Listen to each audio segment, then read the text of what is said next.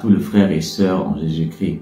C'est pour moi un privilège de pouvoir apporter cette pensée dans le cadre de 5 minutes avec Jésus en ce fin de mois de janvier. Nous allons prendre le texte de Jérémie chapitre 38 du 7 au 12e verset. Nous allons lire la version 8 secondes 21. La parole de Dieu nous dit ceci. L'Éthiopien Ebed-Melech, un eunuque attaché au palais, apprit qu'on avait mis Jérémie dans la citerne. Or, le roi siégeait à la porte de Benjamin. Ebed-Melech sortit du palais et lui dit, « Mon seigneur le roi, ces hommes ont mal agi en traitant le prophète Jérémie de cette manière, en le jetant dans la citerne. Il mourra de faim sur place, car il n'y a plus de pain dans la ville. » Le roi donna cet ordre à Ebed-Melech, « Prends avec toi 30 hommes qui sont ici et fais remonter le prophète Jérémie de la citerne avant qu'il ne meure. » Ebed-Melech prit les hommes avec lui et se rendit au palais dans un endroit situé au-dessous du trésor. Là, il s'est muni des chiffons et des morceaux de tissu qu'il fit parvenir à l'aide de cordes à Jérémie.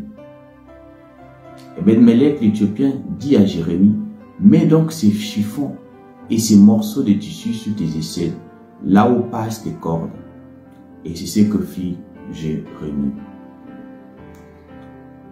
Si vous montez un peu plus haut, vous comprendrez que on est à l'époque où les Chaldéens sont venus siéger Juda et ils sont aux alentours de Jérusalem. Et pendant cela, le Seigneur parle par la bouche de Jérémie et déclare que tous ceux qui sont dans la ville et qui sortiront, ces personnes-là vont être épargnées. Mais ceux qui vont rester d'une certaine manière vont subir en fait ce que les Chaldéens vont le faire. Donc, et ce discours de Jérémie a été mal reçu de la part des princes qui étaient aux alentours du roi Sédécias. Ils ont vu cela comme étant un moyen de décourager encore le soldat qui était resté. Alors ils se sont décidés de pouvoir punir Jérémie et ils l'ont pris, ils l'ont descendu dans une citerne. Et la Bible précise dans Jérémie 38, verset 6 que cette citerne-là n'avait pas de l'eau à l'intérieur, il y avait point d'eau à l'intérieur, mais plutôt il y avait de la boue à l'intérieur et il y avait une certaine humidité qu'on pouvait remarquer.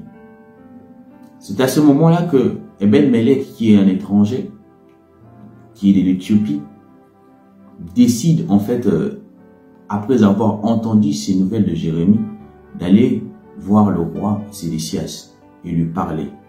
Et lui demander de pouvoir aider Jérémie à pouvoir sortir de cette citerne. Et le roi va accepter cette requête et c'est ainsi qu'il va commencer cette opération de libération de Jérémie de la citerne. Et nous remarquons qu'avant d'aller vers la citerne, il fait un détour. Il va au sous-sol du palais prendre des chiffons et des lambeaux de tissu qui va venir donner à Jérémie de placer d'abord sur ses aisselles parce qu'il tenait compte à ce que les cordes qui vont être envoyées ne puissent pas le blesser ou encore déchirer sa peau, vu qu'il avait passé quelque temps dans cet endroit humide et sombre. Ce sont des belles leçons que cet homme nous enseigne et nous pouvons en retenir deux en ce jour. La première est d'abord celui de l'intercession. C'est chaque jour qu'il y a des personnes qui s'enfoncent. Comme Jérémie qui s'enfonçait dans la citerne, il y a des gens qui s'enfoncent. Ils sont peut-être victimes d'une injustice. Ils sont peut-être victimes de plusieurs choses. Et ces personnes-là ont besoin de nous. Ils ont besoin de nous en tant qu'enfants de Dieu de pouvoir intercéder en leur faveur. Pas auprès du roi de ce monde, avant tout, mais aussi auprès du roi, le roi. Car il n'y a que le roi qui est capable de nous fournir les solutions et de nous fournir les moyens pour aider ces personnes. La deuxième leçon que cet homme nous enseigne, c'est celui aussi de la douceur. Aider un frère ou une sœur ou un ami est un acte louable. Mais Ebed-Melech nous fait voir que, au-delà de nos efforts, au-delà de nos moyens, au-delà de nos intentions, il faut tenir compte aussi que ces personnes-là, si nous les sortons avec le corps de nu, nous pouvons le blesser. Il est important de mettre des chiffons, de mettre des lambeaux de tissu.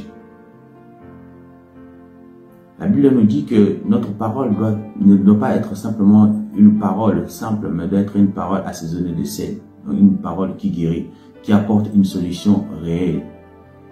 Alors, tenons compte de toutes ces choses. Lorsque nous venons aider une personne, lorsque nous venons soutenir une personne, et que nos paroles ne se transforment pas en autre chose, que nos actions ne se transforment pas en autre chose, mais que nous puissions réellement aider cette personne en lui apportant ce réellement dont il a besoin. Que le Seigneur vous bénisse. Merci.